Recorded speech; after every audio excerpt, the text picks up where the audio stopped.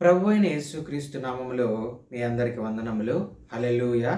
అయితే యేసుక్రీస్తు ప్రభువారు మరణించి తిరిగి లేయటం ద్వారా ఆయన పునరుద్ధానం వలన ఈ సృష్టికి నీకు నాకు ఏం జరిగిందో ఒకసారి జ్ఞాపకం చేసుకుందాము. పునరుద్ధానం వలన సువార్తకి మూలమైనది. హల్లెలూయా. ఆయన పునరుద్ధానము దేనికి మూలము?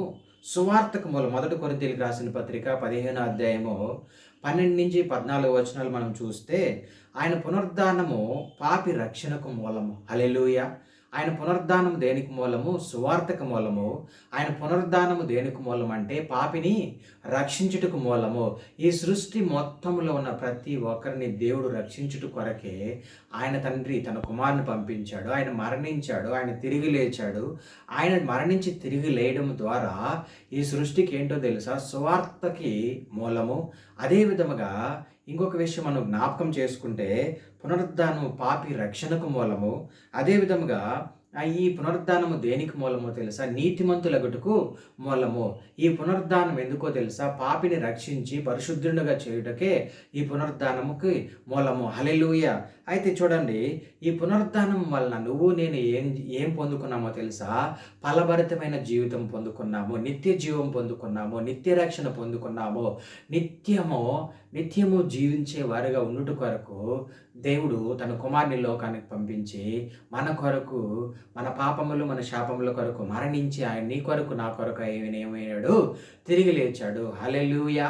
అయితే మనం జ్ఞాపకం చేసుకోవాల్సింది ఏంటంటే, ఈరోజు ఆయన మరణించి తిరిగి లేచాడు కాబట్టి నీకు నాకు, అంటే ఈరోజు కాదు, ఆయన మరణించి 2004 సంవత్సరాల క్రితము జరిగింది. కానీ ఈరోజు ఆయన నీకు జ్ఞాపకం చేస్తూ ఉన్నాడు.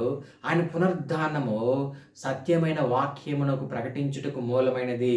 ఆయన పునరుద్ధానము దేనికి మూలమో తెలుసా? పాపి రక్షణకు మూలమైనది. ఆయన పునరుద్ధానము నీతిమంతుడుగా అగుటకు మూలమైనది. ఆయన పునరుద్ధానం ఫలభరితమైన జీవితమును నీకు నాకు ఇచ్చుటకు ఆయన పునరుద్ధారుడుగా మళ్ళీ తిరిగి లేచాడు. హల్లెలూయా. ఆయన పునరుద్ధానము త్యాగమునకు, ఆయన త్యాగం చేశాడు నీ కొరకు నా కొరకు. ఆయన మరణిస్తే కానీ, ఆయన తిరిగి లేస్తే కానీ నీకు నాకు రక్షణ రాలేదు. నీ పాపము నా పాపము కడగబడలేదు. నీలో ఉన్న చీకటి వెలుగుగా మార్చబడటకే ఆయన మరణించి తిరిగి లేచాడు. హల్లెలూయా. హల్లెలూయా. అయితే జ్ఞాపకం చేసుకోవాల్సింది ఏంటంటే, ఆయన పునరుద్ధానం ఏంటో తెలుసా? విశ్వాస భద్రత అంట, రక్షణ, ఒక కవచంలాగా ఉంటుంది.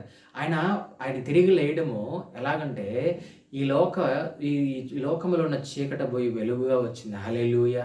ఆయన పుట్టుగా, ఆయన మరణము, ఆయన తిరిగి లేయడము ఎంత గొప్ప విషయమో ఒకసారి జ్ఞాపకం చేసుకుందాం. హల్లెలూయా.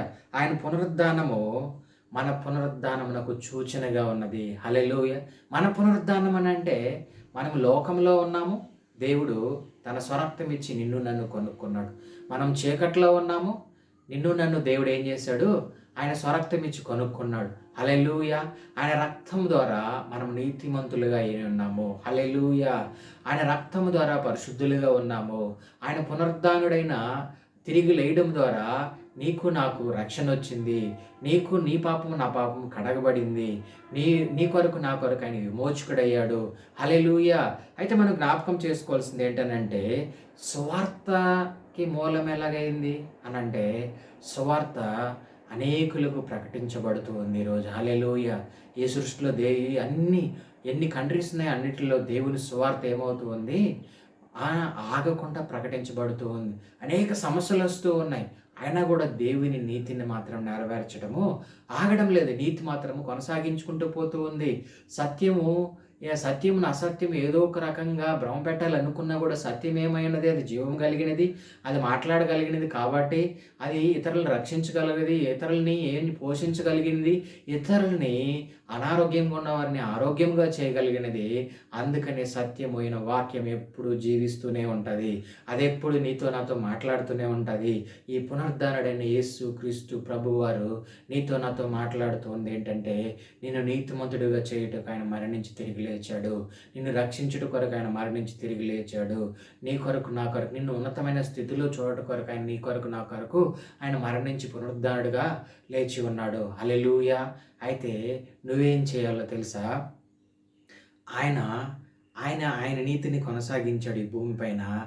నువ్వు గూడా ఆయన నీతిని, ఆ సత్యమైన నీతిని భూమిపైన కొనసాగించి నువ్వు ముందుకు వెళ్ళి, ఆయన నీతిని నెరవేర్చే కుమారుడుకు కుమార్తెగా ఉండి ముందుకెళ్ళావంటే, దేవుడు ఖచ్చితంగా నిన్ను తన ఉన్నతమైన స్థితిలో ఉంచి ముందుకు నడిపిస్తాడు. ఇట్టి మాటలు దేవుడు దీవించును గాక. ఆమేన్.